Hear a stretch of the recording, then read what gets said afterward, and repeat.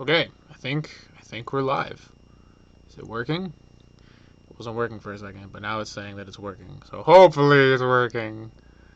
So, all right, there we go. What's going on, people? I think it'll show me the comments here.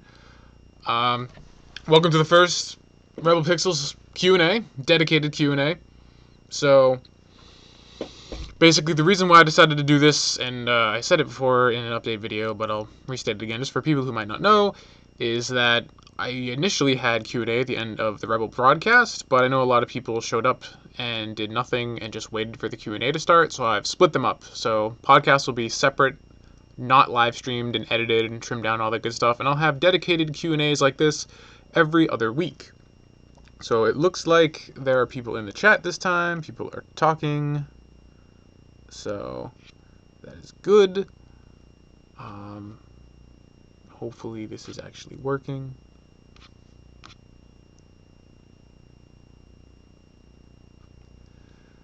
Let me check and make sure that it's actually talking. Okay, it's working.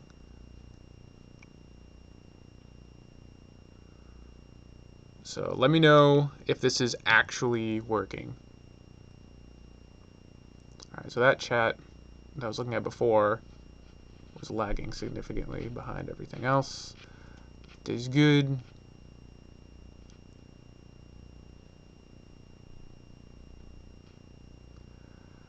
Alright, so guys, let me know if this is actually working. Let me know in the chat.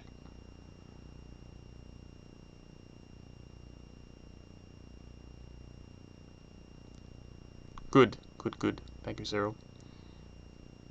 Alright, awesome. Cool.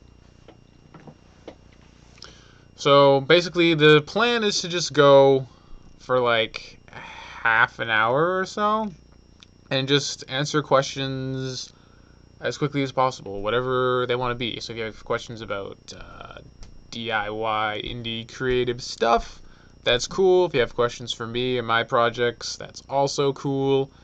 Um, yeah, it's already 9 over here. We're in the future.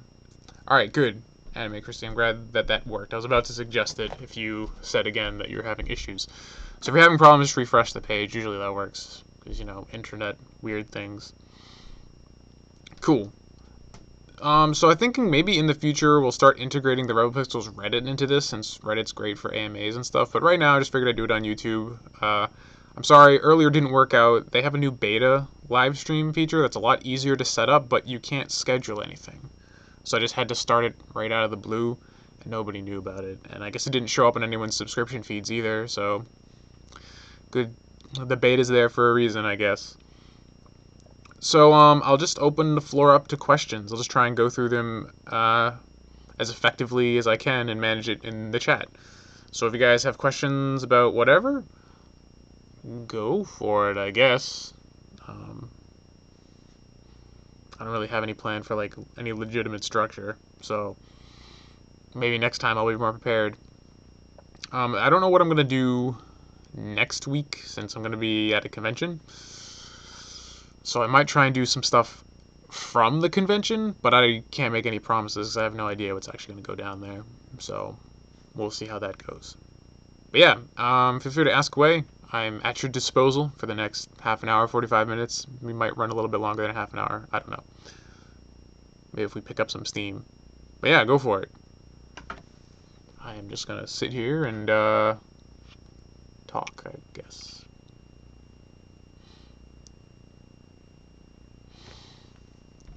Alright. Blaze of Spikes asks impressions on the cartoon We Bare Bears. I think We Bare Bears is really good. I've watched all the new episodes this week. I enjoyed them thoroughly. Panda is way too relatable, and Ice Bear is awesome. Ice Bear is actually voiced by Dimitri Martin. I don't know if anyone ever watched Important Things with Dimitri Martin on Comedy Central, like years ago. He had a show, and I don't think it lasted very long. It was really out there and weird.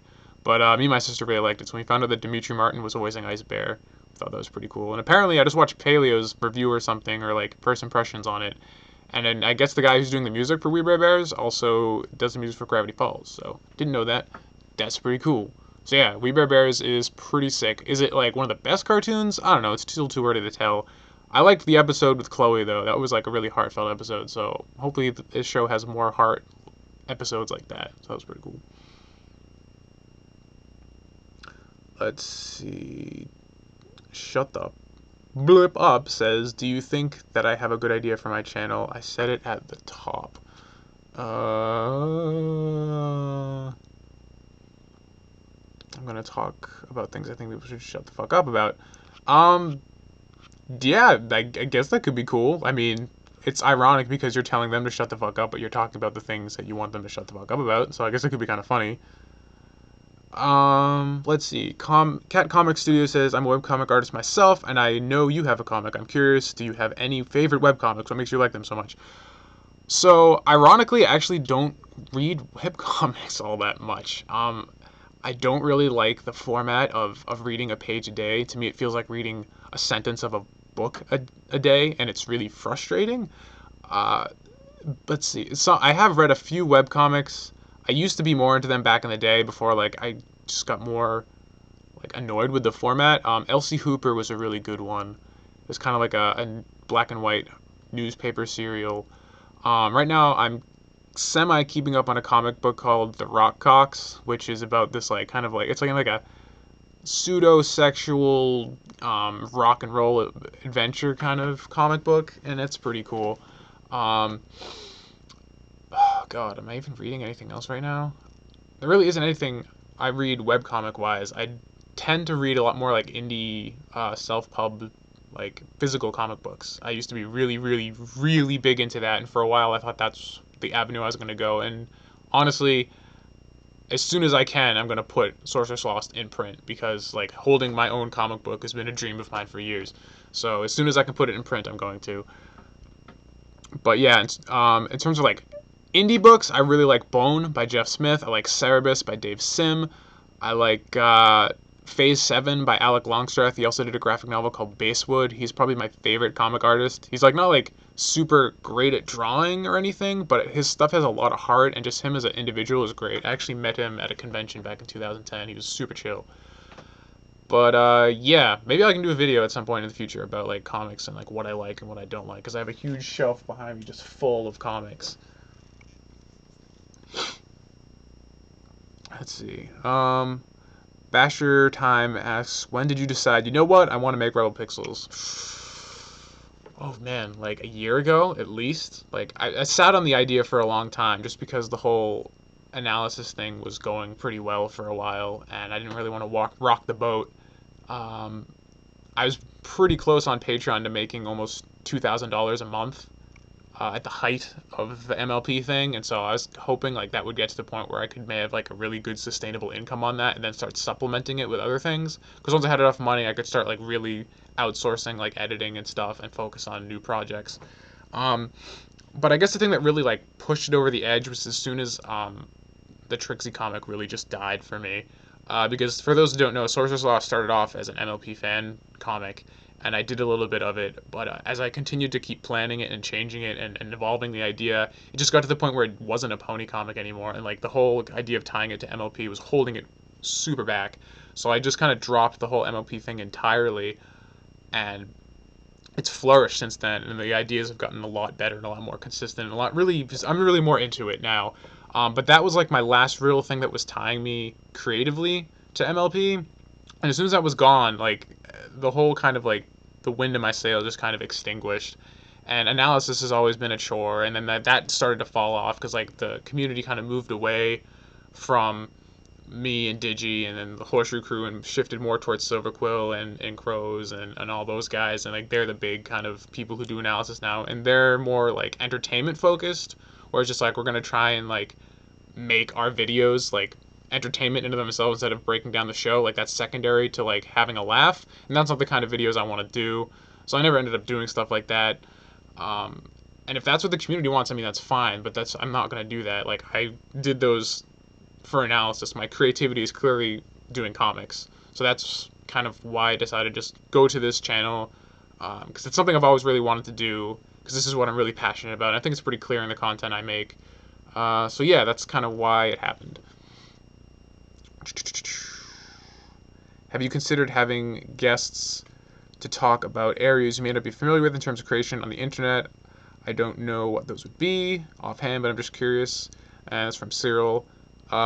Yeah, man, I want to expand and have more guests on, and it's really like I was having a hard time getting guests on here because it had to be done live, because we had to be able to have them show up at a certain time, and then different time zones made it more difficult.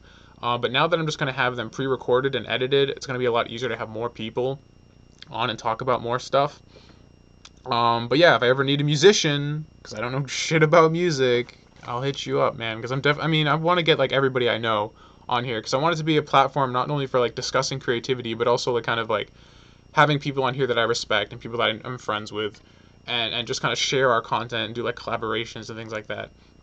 So, I mean, right now the growth is kind of really slow. I'm hoping it builds up and picks up more traction. I'm actually in talks with Channel Federator right now to partner with them, because I've been talking with them for months now, going back and forth about maybe joining their network and getting some support from them.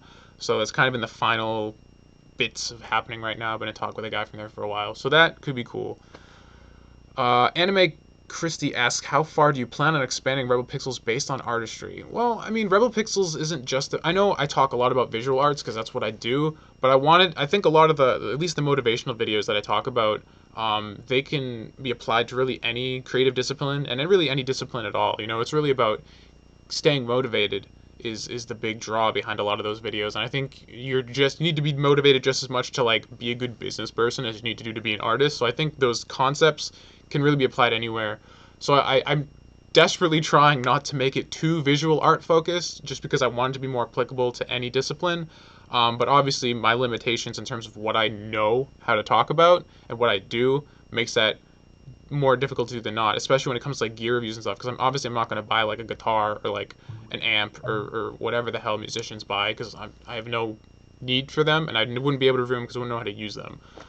So like review stuff is definitely more focused towards what I do, but in terms of like general advice, I want it to be applicable to really everyone.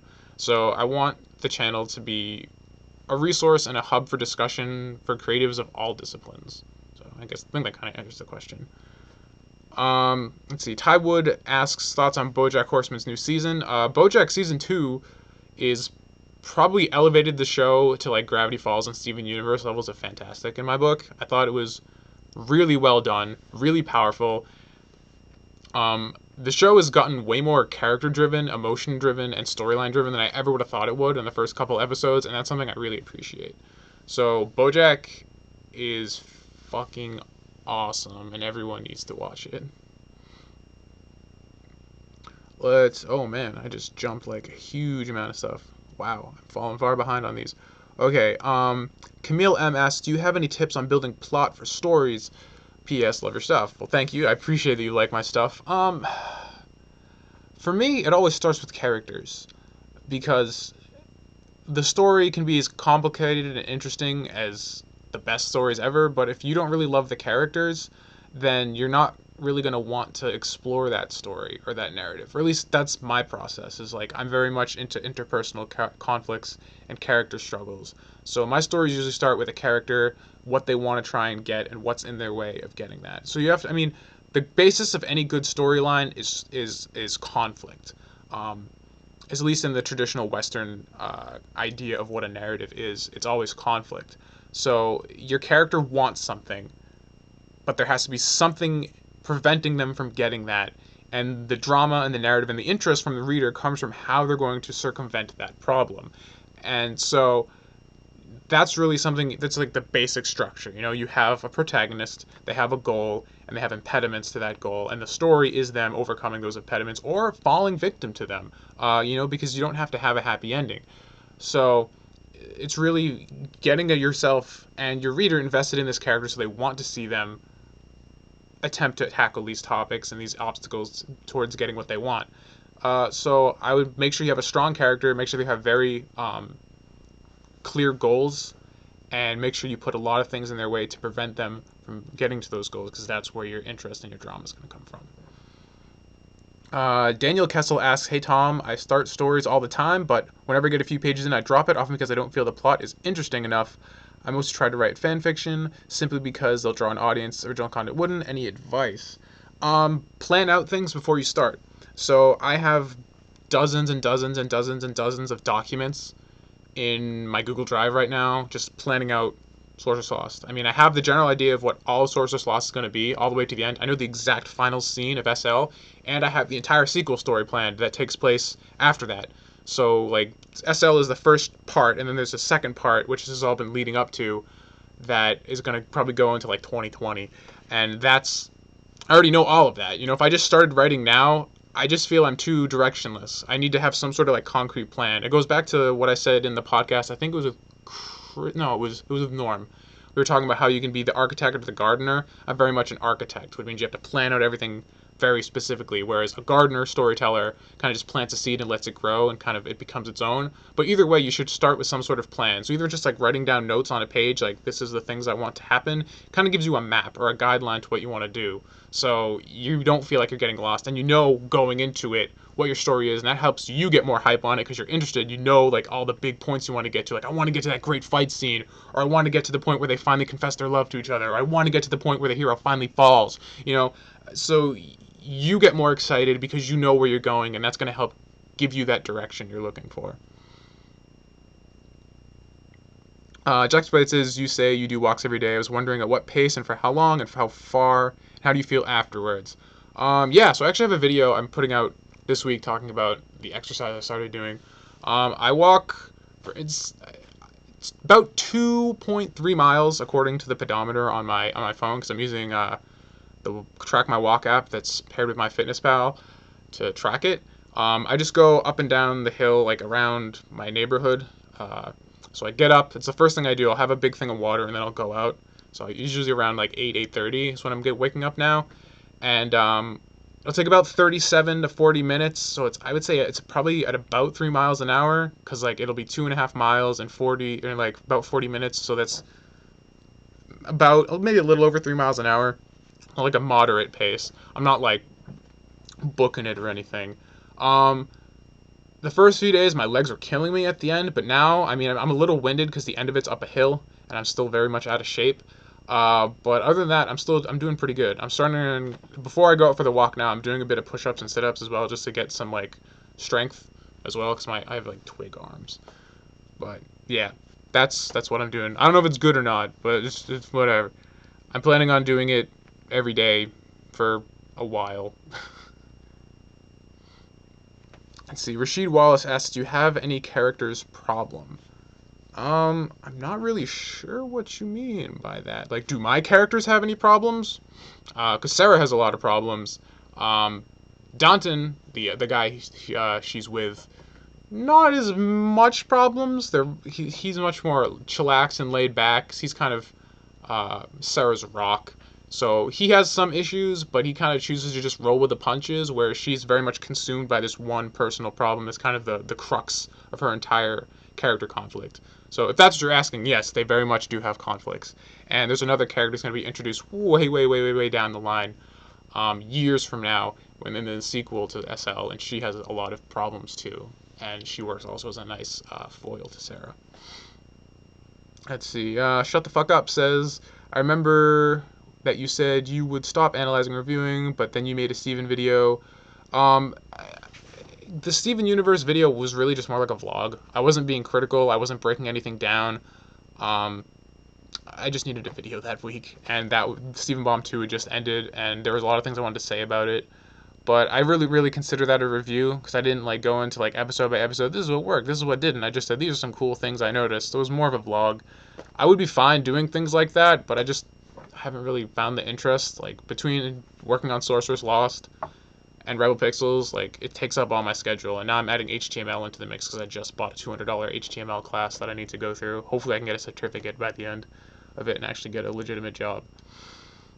But yeah, that was why I just needed a video that week. Cat Comics Studio asks, "Are there any ideas for series that you plan to make but you now find too embarrassing or silly?" Yeah, there's a lot. I made a lot of ideas back in high school. There was one called, it was tentatively called, I'm terrible at naming things. I always have tentative titles. It's called The Demon Side. It's about this guy and girl, like this down on his luck dude, and this his like would-be high school crush or whatever, and they get sucked into this alternate dimension, which is like kind of this like medieval sword and sorcery feudal era kind of deal, and the guy he ends up in this like there's like these monsters and stuff everywhere, and this monster attacks the village that they end up settling in after they kind of try and get their bearings, and he finds his sword and uses it to fight this monster. But when he draws a sword, it like gives him like these superhuman abilities, and the whole idea was that the sword was actually possessed by an evil like spirit of like some evil demon, and so like it like inhabited his body and was slowly going to start taking over his mind as the story progressed. And it was more like kind of him having to overcome this like literal second presence inside his body from this weapon that gave him enough power to actually protect himself and this girl who got sucked in from this other world who had no idea how to deal with the things from it. That story's pretty cheesy. There's another story I want to do tentatively called Tessa and Lily, and that was about two girls who fell in love with each other, and kind of talking about how it was kind of a statement on like sexual preferences and sexual identity, and how like we have this really odd cultural fascination with applying all these different labels when the fact of the matter is that the heart doesn't really care. Because the whole idea was like going to be like they weren't attracted to other women, they were just attracted to each other, because they fell in love with each other, who they were as people, not because they were a woman, not because they found like themselves like sexually attractive. I mean, they were like sexually attracted to each other, but they weren't sexually attracted to other women. They just loved each other, and so it's kind of a statement on like we have all these labels, but at the end of the day, they don't really matter, and like anyone could fall for anybody. I still kind of want to do that story, but I'd probably do it with two dudes now, just because I don't think like I should be doing lesbians. I'm not a girl. So I just kind of felt weird doing it. But like that was the idea originally, was going to be with two girls. But I might do it with two guys at some point. Maybe.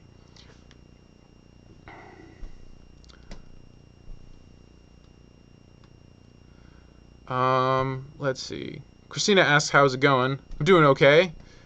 Oh man, there's a lot of stuff I've been missing.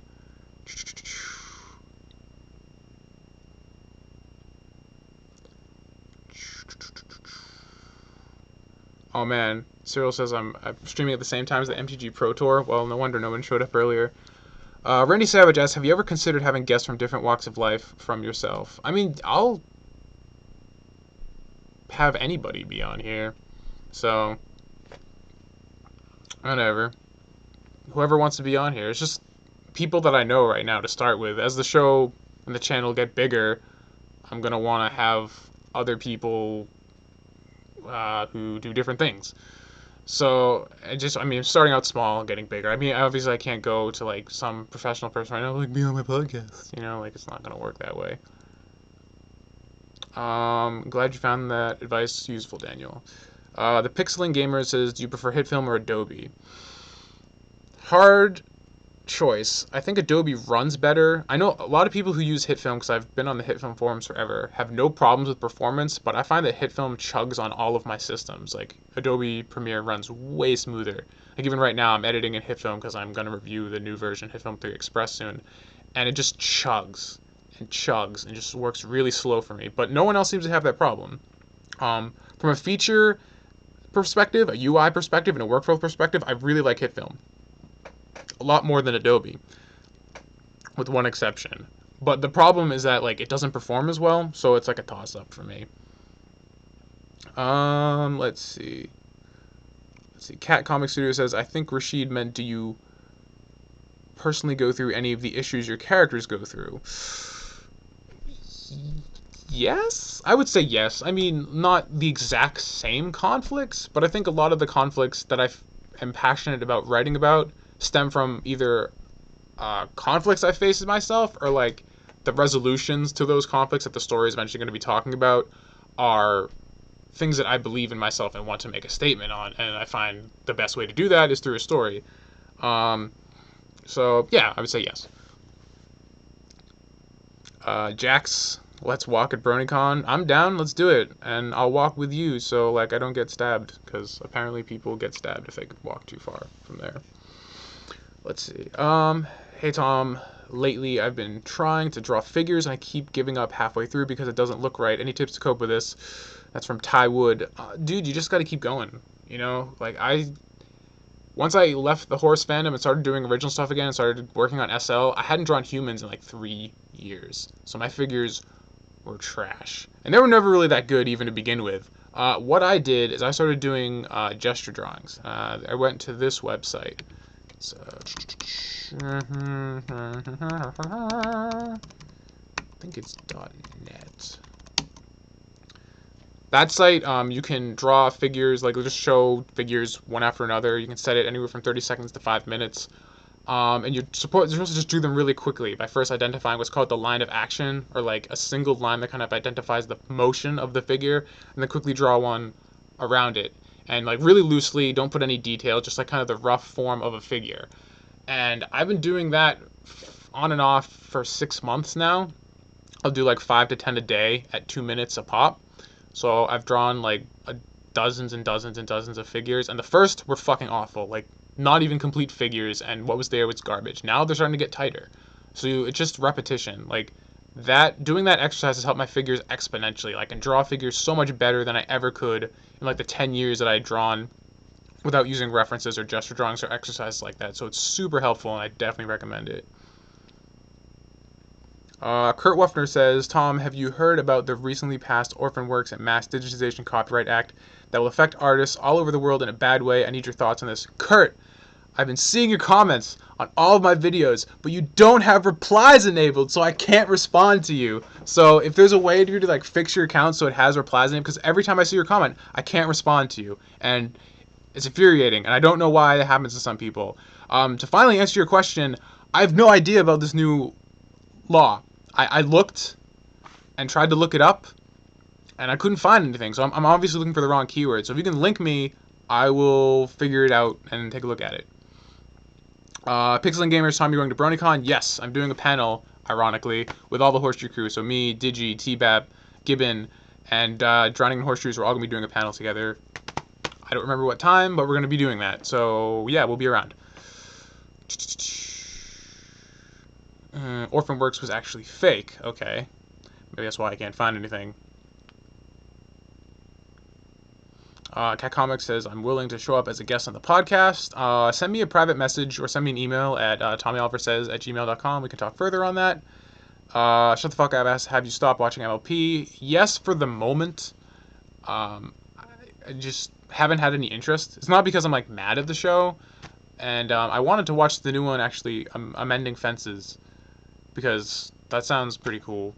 But I'm just like I'm totally invested in other shows, and like my schedule's super packed with getting work done right now. So I mean that's the only reason I haven't really gone back and watched any of the new stuff. Lucky GFX says, I've never seen you, heard of you, etc. What do you do? Well, right now I run this channel, which is all about empowering and impassioning the DIY creative here on the web with motivational advice from things I've learned the hard way as trying to be a creative person, and technical advices like top 5s, gear reviews, and tips and tricks that I've kind of picked up in terms of mostly visual art and video related, because that's what I do. In addition, I run a webcomic called Sorceress Lost, which you can read at sorceresslost.tumblr.com. New pages will start coming out August 10th after I get back from this convention. So that should be cool. Serenity of Lilac asks, who or what were your influences for your art? I think my 3 biggest influences would probably be Clamp. They're a group of manga artists. They did Cardcaptor Sakura, Chobits. Those are the 2 big ones I really liked as a kid. I really think their art style is like super beautiful. They're the ones that really got me big on like cute things. So like there's like a element of cute that kind of infects some of my art. So I think I really got that from Clamp, especially with like the big eyes and stuff on my female characters. Bruce Timm is a huge influence. He did Batman the Animated Series, Batman Beyond, Justice League, Superman Animated Series back from the late 90s, early 2000s. I love his super streamlined style. I like his blocky characters and like exaggerated proportions and stuff. So I think there's a bit of his work in terms of like simplifying the figure. And then Alec Longstreth, which I mentioned before, he does a comic book called Phase 7, which is really good. Uh, I think the biggest influence from him is like my work ethic, or just like because he's super passionate about comics and he draws comics every day. And I don't know. What I like a lot about Alec is that I love his work, even though it's not super complex. It's totally different from what I usually gravitate towards. Like I hold up like superly high detailed art to like a ridiculously like intensely high pedestal, but his stuff is really simple, really basic, and I still like it anyway. So it kind of gives me hope that like my super basic stuff can still be enjoyed. Another influence is Dave Sim. I really like the way he did black and white, harsh contrast black and white comics with a lot of halftones. So if you look at a page of Sorcerer's Lost and you look at a page of Cerebus, just from like value wise, they're kind of similar. So those are probably the big ones. Who's best pony? Bojack is best pony. Let's see.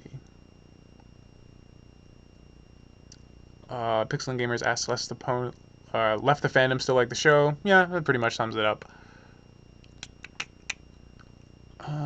I think we're pretty much out of time. So we can do one more question if anyone else has a question. Otherwise, I'm going to wrap this up and get back to work on editing next week's Rebel Pixels videos. Any last second questions? Gotta wait for the buffer to catch up, I'm assuming.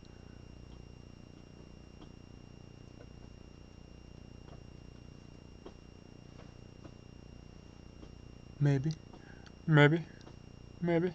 Maybe not. I don't even know if I'm in frame right now. Can't even see the preview.